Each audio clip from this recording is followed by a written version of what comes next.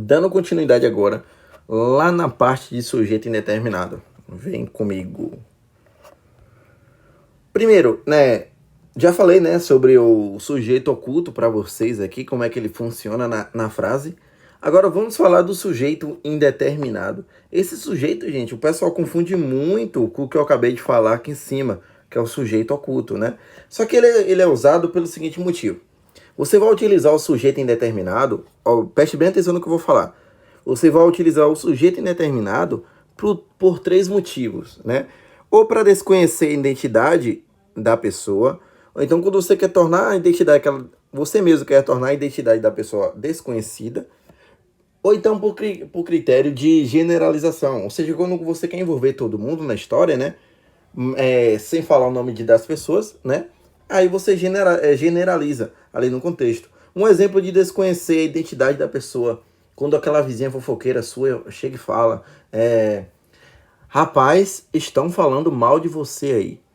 Ou seja, você desconhece a identidade da pessoa aí nesse contexto, né? E a vizinha aí, em contrapartida, ela tá tornando, ela sabe quem é a pessoa, mas ela quer tornar a identidade dessa pessoa aí desconhecida, né? Ou então por generalização, né? Você, quando era pequeno, você e seu irmão aprontavam demais, né? Aí vamos supor, você vai lá, bebe aquela água diretamente da garrafa e derrama tudo no chão. Aí seu irmão vê, sua mãe pega todo mundo, dá um couro e pergunta quem foi que derramou a garrafa no chão, a garrafa de água no chão. Aí você vai e fala, derramaram aí. Mas perceba que só estava você e seu irmão ali naquele momento, né? Só que você quis generalizar, você quis falar que todo mundo ali é envolvido naquela história, só não quis citar quem é realmente o culpado de ter derramado aquela água, beleza? Então isso é chamado de generalização, né? Onde você não determina o culpado de uma maneira direta, viu? Então você vai usar, gente, o sujeito indeterminado por esses três motivos aqui, ó. Ou para desconhecer a identidade do indivíduo, ou então quando você quer tornar aquele indivíduo desconhecido, né, para que ninguém saiba a sua identidade, ou então por generalização. Você quer envolver todo mundo ali na história, beleza? O primeiro caso e o mais famoso de todos, né, que cai em prova, é quando temos é quando vem um verbo na terceira pessoa do plural. Detalhe para o finalzinho, viu? Quando vem o verbo na terceira pessoa do plural, sem o sujeito escrito antes. O que quer dizer isso daí? Quando é que o sujeito ele será indeterminado nesse primeiro caso? É quando o verbo ele vem na terceira pessoa do plural e não haja ninguém, gente, praticando a ação daquele verbo. Você não tem que saber quem foi que praticou a ação daquele verbo. Quando você diz mataram o ladrão, tá dizendo quem é que foi que matou o ladrão aqui? Não. E o verbo está na terceira pessoa do plural. Mas aí, Alisson, é eles. Porque o sujeito é simples, é indeterminado e não oculto. Porque a terceira pessoa do plural, gente, é a marca do sujeito indeterminado aí no contexto, viu? Não cai nessa pegadinha de dizer que, identificando eles, você vai dizer que é um sujeito oculto. Não, aí é um sujeito indeterminado. Quando vem um verbo na terceira pessoa do plural, sem nada escrito antes que comprove quem praticou aquela ação. Porque aqui pode ter sido os policiais que matou o ladrão, né? Pode ter sido uma facção rival, os próprios moradores, ou até o próprio parceiro dele. Não se sabe, só está dizendo aí que mataram o ladrão. Então o sujeito dessa oração, ó, é um sujeito indeterminado, viu? Porque está na terceira pessoa do plural. Não esqueça disso aqui, viu? Agora, quem mata, mata alguém, né? Temos aqui um verbo transitivo direto. Matou quem? O ladrão, o objeto direto aqui no contexto, viu? Outro exemplo. Hoje falaram muito de você na reunião. Quem foi que falou? Tá dizendo aí quem foi que falou de você? Você sabe quem foi que falou de você aí na reunião? Não sabe. Então aí temos um sujeito indeterminado na terceira pessoa do plural, viu? Então o sujeito dessa oração aqui, ó, ele é indeterminado também. O sujeito ele é indeterminado. Terceira pessoa do plural. O hoje aqui, ó, temos um adjunto adverbial de tempo, né? Adjunto adverbial de tempo. O falaram, quem fala, fala de alguém, né? Ou de alguma coisa. Temos um verbo transitivo direto. Esse muito, gente, é adjunto adverbial de intensidade aqui no contexto. Intensidade. Essa expressão de você é o objeto indireto aqui do verbo falar, porque quem fala, fala de alguém ou de alguma coisa. Agora eles estão falando muito de você onde? Qual a resposta? Na reunião. Temos um adjunto adverbial de lugar aqui no contexto. Então não confunda, viu? Sujeito indeterminado na terceira pessoa do plural. Eu não tenho que saber quem foi que praticou a ação desse verbo. Porque se eu souber, o sujeito não é mais indeterminado. Entendeu? Porque você vai utilizar o sujeito indeterminado por esses três motivos, ó. E nenhum desse motivo a pessoa que está lendo aqui vai saber quem foi que praticou a ação, viu? Agora tome cuidado com essa expressão aqui, ó. Quando eu digo, os policiais cercaram o local, prenderam o ladrão.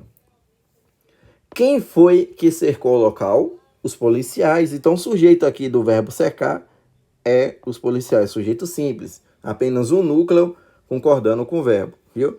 Agora, prender o ladrão. Aí o aluno vai logo de cara, sujeito indeterminado. Ele acabou de errar uma questão de concurso público aí. Por quê, gente? Embora esteja na terceira pessoa do plural, aqui eu sei quem praticou a ação. Quem foi que praticou a ação de prender o ladrão? Já vem logo a resposta na ponta da língua. Os policiais, né? Só que eles não estão escritos aqui. Ele não está, o sujeito aqui ele não está escrito antes do verbo. Mas você consegue identificar aí pelo contexto. Então, o sujeito aqui, ó, ele é oculto. É eles, os policiais. Então, o que você vai levar para sua mentinha aí, né? Sua mente preciosa, é o seguinte. Se o verbo estiver na terceira pessoa do plural e eu não conseguir identificar quem praticou a ação desse verbo, o sujeito é indeterminado, viu? Mas, se o verbo estiver na terceira pessoa do plural e eu souber quem praticou a ação desse verbo, o sujeito não é mais indeterminado. Provavelmente será oculto, viu? Quando ele vem implícito aí no contexto. Agora, se eu pegar somente essa expressão aqui, ó, esqueça o que foi escrito antes. Esqueça. Pegue somente isso daqui, ó, no contexto. A banca colocou lá bem assim, prenderam o ladrão, somente isso. E ela vai perguntar qual é o tipo de sujeito aí. Você vai dizer que é um sujeito indeterminado, viu? Então é por isso que é bom você voltar o texto para saber realmente se é aquilo dali, viu? Porque se tiver somente isso daqui lá no texto e você não souber quem praticou a ação de prender o ladrão, o sujeito aí vai ser indeterminado, beleza? Mas se você souber quem praticou a ação desse verbo, mesmo não estando concordando aí, o sujeito aí será oculto no contexto, beleza? Então não confunda. E temos o segundo caso, e quando vem um verbo de ligação, transitivo indireto, intransitivo e transitivo direto, esse daqui eu vou colocar uma estrelinha para você tomar cuidado, seguido de preposição, viu? Na terceira pessoa do plural, acompanhado desse si aqui, é o que é chamado de índice de indeterminação do sujeito. Então, o sujeito indeterminado, no segundo caso, é quando vem um verbo de ligação, transitivo indireto, intransitivo e VTD, que é o direto, acompanhado de preposição, na terceira pessoa do singular, acompanhado do si. Olha o exemplo. Precisa-se de balconista. Ora, quem precisa, precisa de alguma coisa ou de alguém, né? Precisa-se de quê? De balconista. Temos aqui um verbo transitivo indireto. Ele está na terceira pessoa do singular. Esse si, gente, ele é índice de indeterminação do sujeito. E essa expressão de balconista é um objeto indireto. Então, temos um caso de sujeito indeterminado aqui também. Sujeito indeterminado.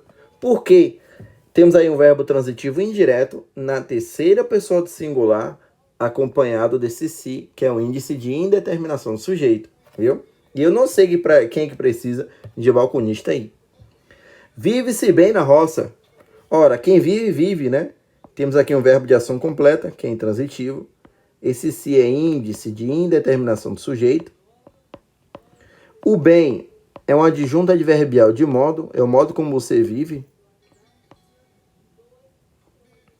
E na roça é um adjunto adverbial de lugar.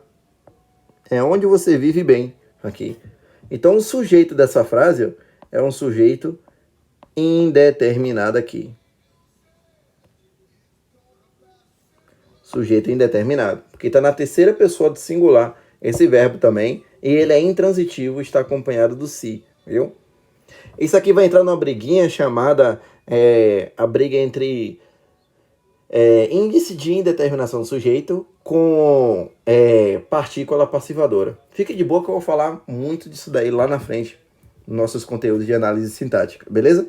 Outro exemplo, comeu-se do bolo na festa. Quem foi que comeu do bolo na festa? Não se sabe aqui, ó. Então, o sujeito, ele é indeterminado. Que está na terceira pessoa singular aqui. Quem come, come alguma coisa. Verbo transitivo direto. Comeu o quê? Do bolo. Objeto direto. Só que é um objeto direto pré-posicionado aqui no contexto, viu? Eu vou explicar isso lá na próxima aula de termo integrante. E na festa é um adjunto adverbial de lugar. Adjunto adverbial de lugar. Esse si, gente, é o índice de indeterminação do sujeito. Olha o que eu disse aqui no comecinho. Para que esse si seja índice de indeterminação do sujeito com verbo transitivo direto, esse verbo transitivo direto ele tem que vir acompanhado de preposição aqui, ó. Mas Alisson me explicou que verbo transitivo direto, ele não pede preposição obrigatória. Essa preposição é só para indicar um sentido, que ele comeu uma parte do bolo, viu? Então é um objeto direto pré-posicionado, viu? Então aí é um índice de indeterminação do sujeito e o sujeito é indeterminado. Eu vou explicar essa parte do si na parte de vozes verbais, para você entender a diferença do si pronome passivador, do si índice de indeterminação do sujeito. Tranquilo? Fique de boa. Então vamos avançar. Então, na verdade, gente, são 3 casos de sujeito indeterminado, né? O último é quando houver um verbo no infinitivo e você não consegue praticar a ação. Mas nem toda gramática cita isso daí. Você vai encontrar muito com a gramática muito boa, eu até indico para vocês, é do professor Pestana. É excelente essa gramática para estudar. Lá ele fala de mais um tipo de sujeito indeterminado. É quando vem um verbo no infinitivo, na terceira pessoa do singular, e você não consegue identificar quem praticou a ação do verbo. Por exemplo, eu falo, é importante estudar português. Quem é que vai estudar português aí? Tá dizendo quem é? Não. Então o sujeito aí é indeterminado no contexto, beleza? Agora vamos falar do sujeito inexistente, né? É o penúltimo tipo de sujeito. Aqui, as bancas, quando parte para o sujeito inexistente, elas gostam muito da questão da concordância verbal. Tome cuidado, né? O sujeito inexistente, ou oração sem sujeito, é aquele sujeito em que ninguém vai praticar a ação dele. Ninguém vai praticar a ação desse verbo, quando o sujeito é inexistente, viu? O nome já diz inexistente, quer dizer que não tem sujeito na frase ali, né? Ou então oração sem sujeito. Observe o nome também, viu, gente? Para não se atrapalhar. O verbo, gente, desse sujeito inexistente é sempre impessoal, viu? O que é um verbo impessoal? Quando eu falar de algo impessoal, quer dizer que é invariável, né? É escrito na terceira pessoa do singular sempre. Então, o verbo do sujeito inexistente é sempre escrito na terceira pessoa do singular, beleza? Essa é com exceção do verbo ser. Eu vou explicar isso lá na frente. Agora, esse primeiro caso, você que está começando a estudar agora para concurso público, ainda mais língua portuguesa, tem algumas coisas em língua portuguesa que despencam demais em prova. A exemplo do verbo haver. É sua obrigação, a partir de agora, você que não sabia dele, saber e estudar direto. Porque é o verbo que mais cai em prova de carreira policial, ou então qualquer outro tipo de carreira. É o verbo haver. Quando você encontrar, gente, o verbo haver, no sentido de existir, observem esses 4 detalhes aí, ó. Quando você encontrar o verbo haver, no sentido de existir, ocorrer, acontecer, ou então indicando o tempo passado, ele sempre será impessoal. O que é impessoal? escrito na terceira pessoa do singular. O sujeito dele será inexistente e ele será transitivo direto. E o objeto direto virá escrito depois, geralmente, viu? Então, o verbo haver no sentido de existir. Ele é impessoal, escrito sempre na terceira pessoa do singular, tem sujeito inexistente e é transitivo direto. Bora ver nos exemplos aqui. Ó. Quando eu digo, havia poucas pessoas na festa. Perceba que está no sentido de existir, né? E quando ele vem no sentido de existir, quais são as características dele aqui? Ele é impessoal, escrito na terceira pessoa do singular, ou seja, ele é impessoal. Ele é impessoal. O sujeito dele será inexistente. Sujeito inexistente. Ele será, gente, transitivo direto. Havia o que, poucas pessoas aqui, que será o objeto direto. Onde? Na festa. Adjunto adverbial de lugar. Temos um adjunto adverbial de lugar. E aqui ele está no sentido de existir, como você pode ver. Então, o verbo haver no sentido de existir, para repetir comigo, transitivo direto, ele será transitivo direto, ele será impessoal, escrito na terceira pessoa do singular, sempre. Não existe aqui nesse contexto, haviam poucas pessoas na festa. É sempre havia poucas pessoas na festa, porque está no sentido de existir, viu? Ele será um sujeito, terá sujeito inexistente e ele será um verbo transitivo direto aqui no contexto, beleza? Outro exemplo. Houve duas confusões na festa. Aqui está no sentido de ocorrer ou acontecer, né? Ocorrer ou acontecer. E quando isso acontece, quais são as características? Sujeito inexistente, desse verbo haver. Sujeito inexistente. Ele será transitivo direto. Duas explicações aqui. Será o objeto direto, né? E na loja aqui é um adjunto adverbial de lugar. Será um adjunto adverbial de lugar. Então, observe essas características do verbo haver. E voltando a falar. É o verbo que mais cai em prova. Então, você tem que dar atenção. Aqui é como se fosse o artigo 5º, que você tem que ficar lendo direto. Então, volta e meia, vá lendo sobre o verbo haver, fazendo exercício para não esquecer, viu, gente? Porque ele tem todas essas características aqui, ó. Quando ele está no sentido de existir, ocorrer, então indicando o tempo passado. Um exemplo de tempo passado é quando eu falo há uma semana.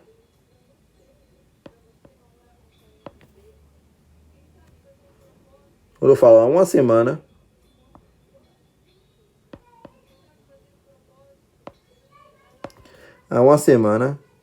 aconteceu o carnaval. Há uma semana aconteceu o carnaval. Aqui está indicando o tempo passado. Então, sujeito inexistente. Sabe o que você faz quando indicar tempo passado? Troque por faz. Vê se não combina. Faz uma semana que aconteceu o carnaval. Então, o sujeito é inexistente nesse contexto, viu? Então, vamos seguir. Temos o segundo caso de sujeito inexistente. É quando você encontrar o verbo fazer, parecer, ficar, estar, ser, indicando hora, tempo e tom, aspecto da natureza. Então, todos esses verbos aqui, ó, indicando hora, tempo e aspecto da natureza, terá como sujeito inexistente. Olha lá, ó. Ficou cedo, não ficou escuro cedo. Temos aqui um sujeito inexistente. Porque está indicando um aspecto natural.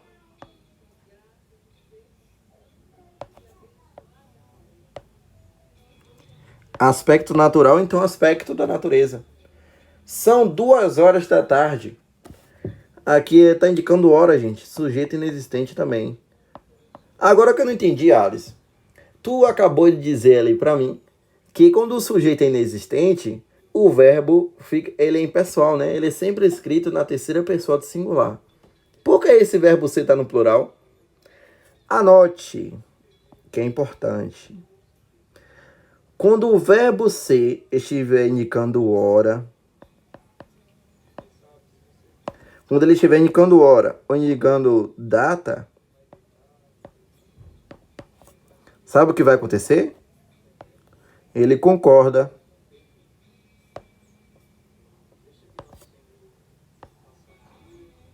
com esses termos.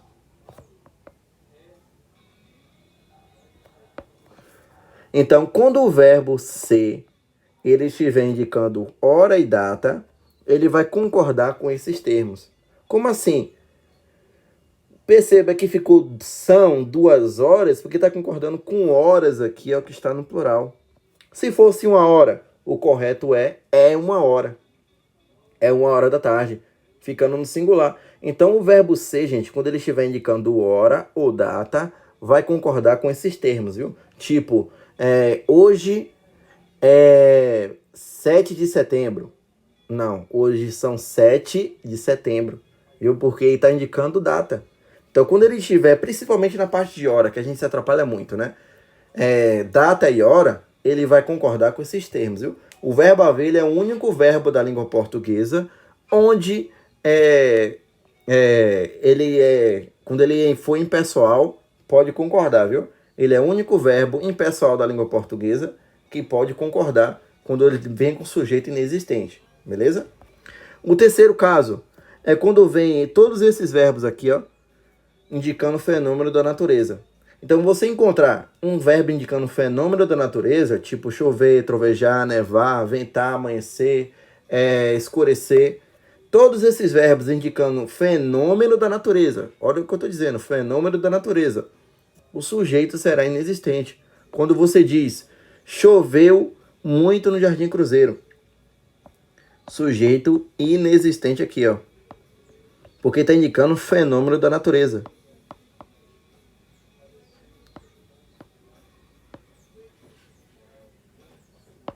Ô, Alex, se eu disser, está chovendo mulher na festa, o sujeito aí também é inexistente? Agora uma pergunta que eu faço a você. Você já viu que uma mulher do céu em uma chuva? Não existe, então isso aí não é fenômeno da natureza, gente. Isso daí é sentido figurado. Está chovendo canivete, está chovendo proposta. Tudo isso daí não é fenômeno da natureza. É sentido figurado. Mas se indicar fenômeno da natureza, aí sim o sujeito será inexistente, viu? E perceba outra coisa. Vai ficar sempre na terceira pessoa do singular, beleza? Então esse é o terceiro caso de sujeito inexistente.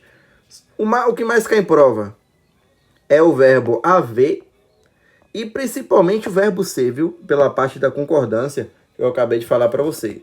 Então você que está começando agora, é sua obrigação identificar o verbo haver numa frase quando ele estiver no sentido de existir. Vamos praticar muitos exercícios com esse tipo de verbo aí, beleza? E o último tipo de sujeito é o inexistente. Eu falo pouquíssimo dele porque é necessário você entender período composto para entender o chamado sujeito oracional.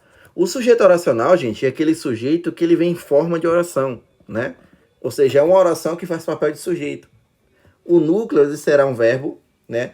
E o verbo da oração principal, fica sempre na terceira pessoa do singular. Quando eu digo, é importante estudar as matérias básicas. Se eu pegar esse termo todo que está grifado e trocar por isso, já é um macete para você identificar um sujeito oracional, viu? Então aí é um sujeito oracional. O nome desse sujeito oracional, na verdade, é oração subordinada, substantiva, subjetiva. Então, para identificar um sujeito oracional, se a banca diz assim, assinala a alternativa onde o sujeito é oracional. Você vai trocar a oração toda grifada por isso. Se combinar, é um dos casos de sujeito oracional.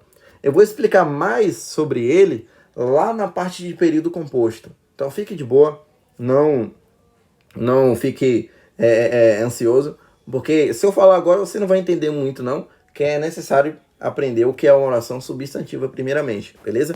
Só saiba que tem um sujeito, que existe um sujeito que é em forma de oração. E geralmente, gente, o caso mais que acontece em prova é quando vem nessa sequência, ó, verbo de ligação mais adjetivo e logo depois vem que e se. Quando vem nessa sequência aqui, que e se, a partir do que e do se é um sujeito oracional. Mas são 4 casos, viu? Eu vou explicar mais para você lá em oração substantiva. Tranquilo? Deixa eu ver se tem mais coisa. Não. Então, finalizamos aqui a segunda parte de sujeito, né? Espero que tenham gostado. Qualquer coisa, é só me chamar, que estarei à disposição com crase, né? Não esqueça de compartilhar o vídeo, de curtir, de comentar, falar o que você acha, o que achou da aula aqui, né? Para fortalecer ainda mais o nosso projeto, beleza? Então, fiquem bem e até o nosso próximo encontro, que será a parte de predicado. Tchau, tchau.